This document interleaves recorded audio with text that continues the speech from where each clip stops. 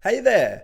In this episode of Analytics Academy, I'm going to show you how you can use a tool called Attributor to integrate Google Analytics data into Attio so that you can ultimately track where all your leads and customers are coming from.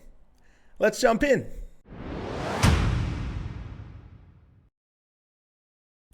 Attributor is a small bit of code you add to your website.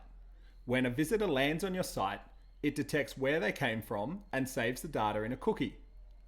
Then when they complete a form on your website, it writes the data into hidden fields in the form, and the data is captured by your form tool and can be sent to your CRM and other tools.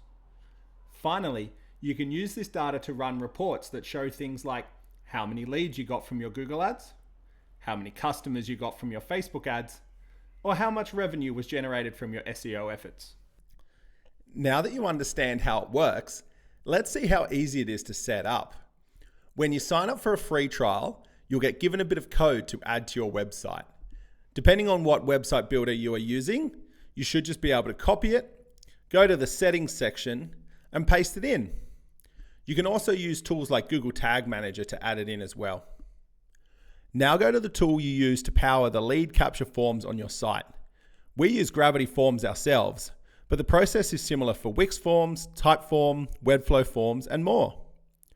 Start by dragging and dropping 6 hidden fields to the bottom of your form. Once added, open up each of these form fields and give it a name and a default value. That's it, you're done. Now when someone completes a form on your website, Attributor will write information on where they came from into these hidden fields, and it will be captured by your form tool. You can then send it into Attio, store it in a spreadsheet, see it in your email notifications, whatever else you need. To learn more and start a free trial, visit attributor.io today.